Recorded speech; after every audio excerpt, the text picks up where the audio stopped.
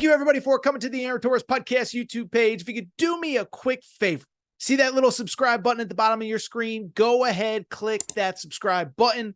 Really does help our channel grow, our audience grow, and I really do appreciate it more than you know. So click that subscribe button. Appreciate your support. Now, here's the video that you came here for. There is a team that we have talked about quite a bit over the last couple of weeks that is worth acknowledging here, that is absolutely worth discussing here, and that they just keep finding new and fun and dominant ways to win. I am, of course, talking about the BYU Cougars, who were at home on Saturday night after a long week. Not really. It's like a 6-day road trip, though, to Arizona. They sweep the Arizona schools. They get the win over West Virginia, a team currently projected to be in the NCAA tournament, 77-56, okay? And so when I look at this game, what stands out to me is a couple things. I think, first of all, listen, BYU has had an incredible 2 weeks or so, right? You destroy Kansas at home. We were there for that game. It was unbelievable. Then you go on the road. You win the thriller against Arizona. But you sit there and say, like, it was great, but, you know, there's a little bit of a questionable foul call, whatever. But I bring it up because I think the last two games have told me as much about BYU as anything, as crazy as it sounds. One, you just took care of business against Arizona State on Wednesday. And that sounds like that's the dumbest thing Torres has ever said. Why are you getting credit for beating a terrible Arizona State team? It's because you're coming off two big wins, Kansas at home, Arizona on the road. And then guess what? You play Arizona Saturday night. You don't play Arizona State again until Wednesday. And so listen, it's easy to sit there and say that's a win you should have. But when you're coming off two big wins, then you got to sit in a hotel room for 72 hours and do nothing. It's hard to keep that focus, and BYU gets that win over Arizona State. Well, I bring it up because then you got to go home to West Virginia. And West Virginia is a team that you had success against earlier in the year. Again, you're on this winning streak of 5 games, and everybody's patting you on the back. You're back at home, first time since Kansas. Everybody's telling you how awesome it is. And, it just feels like a game that would have been easy for me to look ahead to, especially when you have Iowa State on the road after this. So it would have been easy to sit there and say, we already beat West Virginia. We're going to take care of them. It's like, no, that's not what they did. They find a way to win, even though I will admit that first half was ugly, okay? Wasn't quite Arkansas ugly, and we're going to get to Arkansas in a minute, don't you worry. A little bit of a low-scoring first half for the BYU Cougars, 25-19 at halftime. And then in the second half, they just do what they've done, just absolutely blitzing the West Virginia Mountaineers. This was a game where West Virginia in this game, was struggling, whatever, but credit to BYU. What stands out to me about this game is really two things. One, new guys stepping up for BYU. What is the sign of a solid team, of not just a star player, not just a this, not just a that. It's when other guys can step up that you don't expect. We know how good Yegor Demon is for this team. Richie Saunders is playing at an all Big 12 first team level, zero doubt in my mind. But neither of them, they both played fine on Saturday. I wouldn't say that they played their best games by any stretch.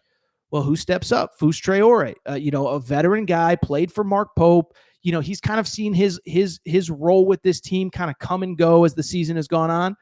20 points and 10 boards off the bench for that kid who is, again, just stuck with the program, kind of as there's been this transition from coaching staff to coaching staff, stuck with the team, stuck with the program, and now he's having success. So he gets the big win. I think the other thing that stands out, BYU is a team that has dominated on offense. Defensively, they were phenomenal on Saturday night. Hold West Virginia to 33% from the field, 30% from behind the three-point arc. They do a great job on the boards, plus 11 on the boards, and they showed you a different manner that they can win. What's especially impressive is that defensive effort comes as, this is crazy. I don't think people realize this. BYU was in the middle of one of the most insane offensive streaks that we have seen in college basketball over the last 2 weeks. Okay. So I saw this stat just minutes before we went on air, but this is a crazy stat from, let me see if I can find this. I'm trying to figure out who sent out this tweet. It was, let me see if I can find it real quick. It was from Opta Stats, OPTA. This is crazy. In the previous 3 games for BYU, they scored 90 plus points, shot 50% from the field, made a dozen threes with fewer than a dozen turnovers in all three of those wins. So that was the Kansas, Arizona, Arizona State game. How about this? No other Division I team had done that for 3 games in a row this century. So in other words, there had been no team since at least 2000 that had put up those stats that I just gave you, scoring 90 plus points with a dozen plus 3-pointers, 50% shooting from the field, and 12 or fewer turnovers.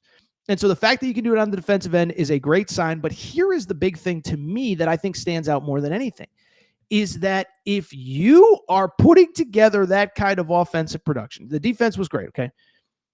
How many teams are going to be able to beat you come tournament time? Now, listen, I'm not going to do the thing where, BYU, they're going to the final. I'm not doing that. Auburn's really good. Duke's really good. Florida's really good. There aren't very many teams that are playing better than BYU right now. 90-plus points coming into Saturday, 90-plus points, 12 3-pointers, 50% from the field, 12 under 12 turnovers. That's pretty freaking good. And so with BYU, I just sit there and say, imagine being, one of those teams, right? Imagine being Michigan State. Imagine being Wisconsin. Because, by the way, I think at this point it's safe to say BYU's not on the bubble anymore. We don't need to worry about that. They're playing for seeding every single game. They get better and better, and they improve that seeding. The West Virginia win will help. I don't know that it's like an earth-shattering, game-changing result, but they were kind of on that 8-9 line coming into the weekend. I think they'll probably be on the 7 line the next time that Joe Lunardi or whoever puts out his next bracket. And so what becomes interesting is you start looking at some of the teams they could match up with. You could see that they're the team, and I know it's cliche, you just do not want to see in your bracket, come NCAA tournament time. Again, look at what they have done. Look at who they are. Look at who they have done it against. And it's just like, imagine me again, Michigan State. They're rolling in the Big Ten. Do you want to play a team that could put up 90 points if you don't show up ready to play? Michigan State doesn't shoot the 3-ball well, where they could end up, making 15 threes and you make 3. It's a tough way to get by against a 7 seed. Wisconsin, really good team, loses to Michigan State on Sunday. But again, is that the kind of team that you want to see? Even like a Tennessee, listen, Vols are awesome, but Vols are kind of hit or miss offensively. Now, they're great defensively. They're a great rebounding team. But BYU, goes 8 of 11 from 3 in the first half. You might be down 10 and might not be able to make it up. So I could go on and on.